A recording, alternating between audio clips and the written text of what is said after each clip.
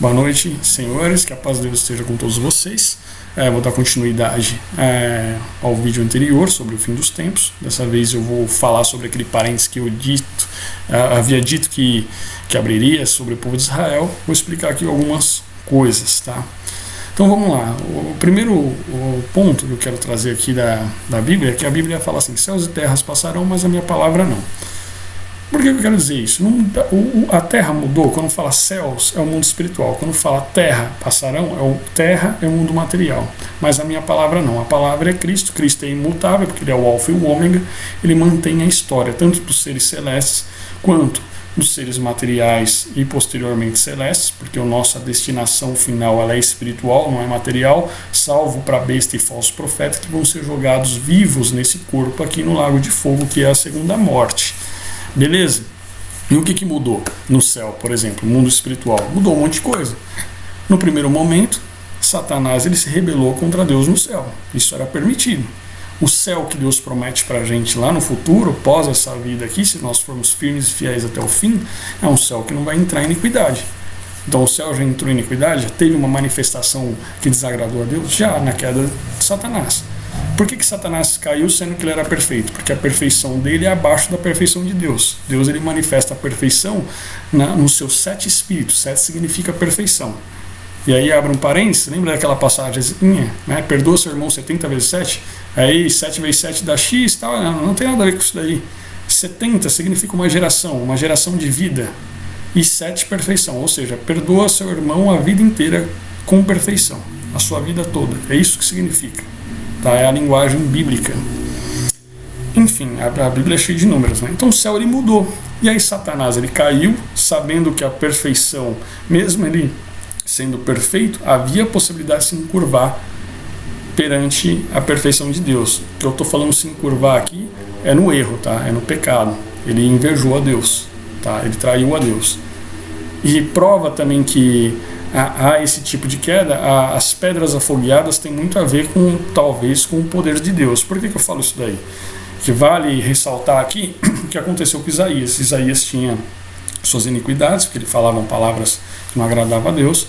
Um serafim foi destacado, tá? Se não me engano, foi a única vez que um serafim foi destacado que a Bíblia nos fala para esse tipo de serviço, porque os serafins na classe, na tríade que ele está, que são as classes espirituais, eles são os mais próximos de Deus, depois os querubins e depois os tronos, que são os 24 anciões. Ele pegou um Atenaz, pegou uma pedra afogueada e passou na boca de Isaías, e a sua iniquidade na hora foi retirada. E Satanás fez comercialização dessas pedras afogueadas no céu, e assim ele conseguiu 1/3 dos anjos para ficar com ele, tá? Então a perfeição de Satanás se encurvou, invejou a perfeição de Deus, e ele, sabendo disso, ele aplicou a mesma coisa com Adão e Eva. Ele falou: olha, se você comer esse fruto aqui que Deus falou para vocês não comerem, você vai ser igual a ele. De novo, o erro para a perfeição cair foi o mesmo, foi invejar a perfeição de Deus, tá? E as duas coisas culminou numa desobediência, tanto por parte de Satanás quanto por parte de Adão e Eva, e eles caíram. E quando que a terra mudou? Voltando a falar aqui que o céu mudou várias vezes, né? Céus e terra passarão, mas a minha palavra não. Céu, mundo espiritual, terra, mundo material. Depois disso, Satanás, mesmo caído, né? Ele tinha acesso ao céu. Prova disso quando Jó, né, que ele viu Jó, ele foi lá falar com Deus. Depois ele teve mais acesso ao céu? Creio eu que não.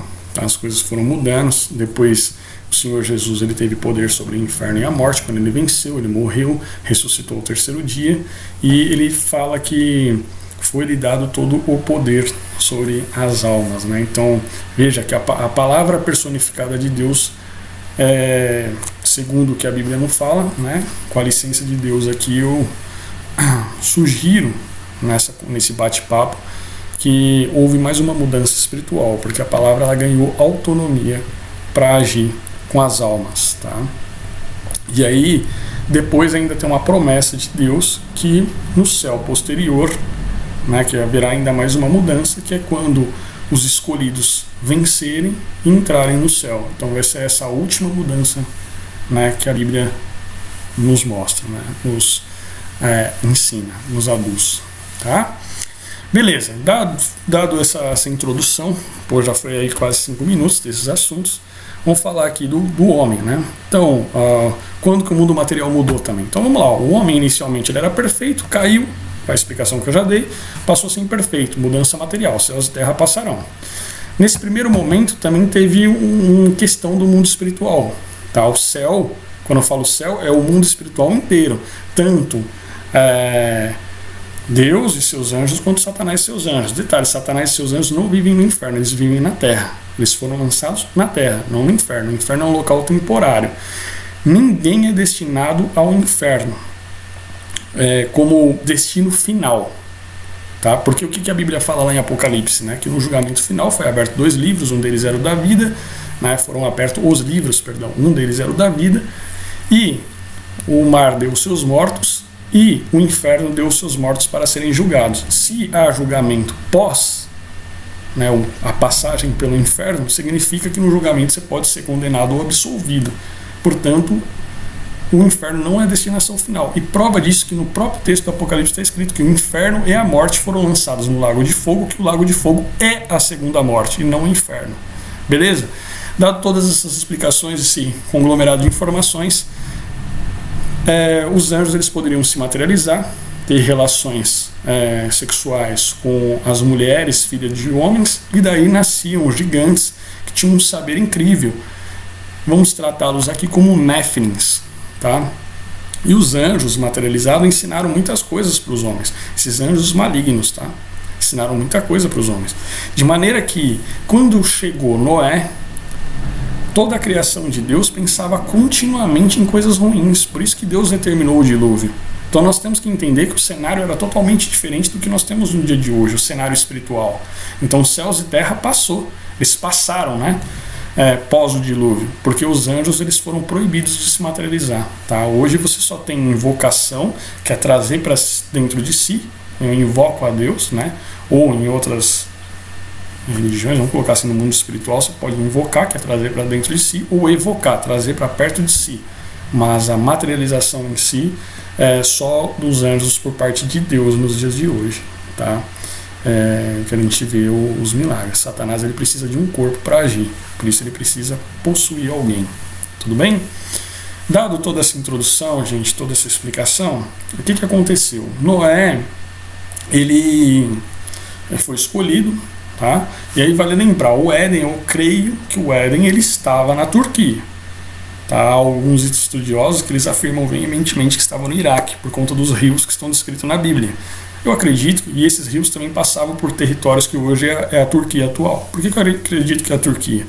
Porque eu não acredito em coincidência. E eu vou trazer uma informação aqui que eu observei, tá? Mas isso é crença minha, tudo bem? Oficial é Iraque. Minha crença, Turquia. Por quê? Porque depois do Éden, o mundo iniciou-se de novo na Turquia. Foi no Monte de Ararat que a arca parou, tá? Que fica na Turquia hoje em dia, atual Turquia. Tudo bem? Bom, aí Noé teve 3 filhos, Sem, que eu já falei dos semitas, que descendem dos israelitas e os árabes, parte dos árabes, que são os ismaelitas, né? E depois ele teve Jafé e Cã. O neto de Cã foi a primeira besta, o primeiro governante mundial. É dado a ele a ideia, né, do criador da Torre de Babel, que foi o Nimrod, né, que teve um filho chamado Tamuz. Segundo alguns historiadores religiosos, esse Tamuz era filho de Nimrod com a sua própria mãe. Tá? Por isso que lá em Ezequiel, você vê que Deus chamou Ezequiel e falou assim: Ezequiel, vem aqui até o templo para eu te mostrar algumas coisas que os homens estão fazendo comigo. E levou até as câmaras do templo e mostrou que os sacerdotes estavam adorando outros deuses. E fora do templo, no espaço, tinham mulheres chorando a Tamuz. Tamuz é filho de Nimrod. Nimrod, um homem que foi grande diante de Deus e construiu a Torre de Babel. A ideia de Deus era espalhar o homem por toda a terra, e Nimrod, já possuído por Satanás, queria ser adorado no lugar de Deus, queria chegar até Deus, queria novamente ser Deus. Veja, né? E houve essa divisão, tá? A Bíblia não cita Nimrod como o criador da Torre de Babel. A Bíblia fala que foi construída a Torre de Babel e que o homem queria chegar até Deus, tá? Mas eu estou falando isso aí de estudos paralelos à Bíblia, tá? Bom, enfim, esse vídeo já está com 10 minutos, vou tentar ir até os 12 para explicar mais um pouquinho, e aí eu paro e já lanço esse vídeo, tudo bem? A gente vai ter que fazer em várias séries.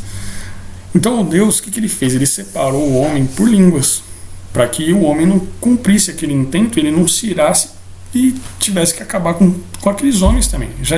O dilúvio tinha sido pertinho daquilo ali. E o que aconteceu, gente? Houve separação de língua, credo e raça. Então um pecado, um mal foi lançado sobre o homem para que ele não voltasse com esse intento. Esse intento ele só vai voltar na personificação da besta, na pessoa da besta, tá? Que ele vai ser o novo Nimrod. Por isso que demorou todos esses anos, porque essas dificuldades atrapalharam o homem de se unir, raça, credo e língua, tá? E aí foi fundamental a escolha do povo de Israel inicialmente para manter o credo verdadeiro, no Deus único, tá? Então veja a importância. E aí como que foi escolhido, né? Abraão, ele foi tirado dos seus familiares, né? Ele teve 2 filhos, um com a serva dele, né? Agar, não sei a pronúncia, sou meio ruim com isso, né? Teve um filho chamado Ismael e teve um outro filho com a Sara, né? Que foi Isaac. Então Abrão, Isaac e Jacó. Aí Jacó perdeu a sua primogenitura, né? Trocou um guisado ali a sua bênção, um feito ali, uma comida, né? Não vou lembrar qual, acho que é um guisado, não sei, enfim. E perdeu sua primogenitura, né? Esaú perdeu para Jacó, né? Então Abrão, Isaac e Jacó, né? E Jacó brigava já no ventre da sua mãe, né? Com seu irmão Esaú, que trocou a primogenitura, né? Então ele brigava lá, né?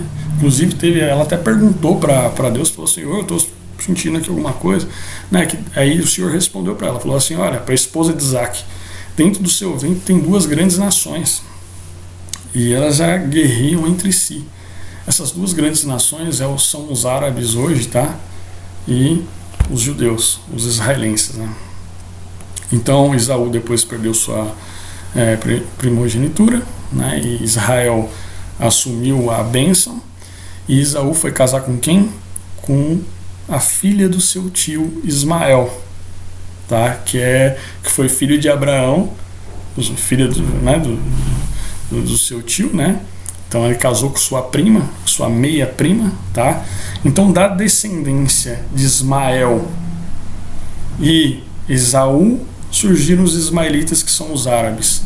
E da descendência de Isaac e Jacó, que depois se tornou Israel, o povo de Israel. Então Abrão, Isaac, Israel, 3. Depois 12 tribos, né? Que Jacó teve 12 filhos, então 3 é confirmação, 12 é escolha. Deus mostrou ali que ele escolheu um povo para manter o credo correto. Tudo bem, gente? Eu vou parar por aqui. E, enfim, tamo junto. É isso, 13 minutos. Deus abençoe a todos. Valeu!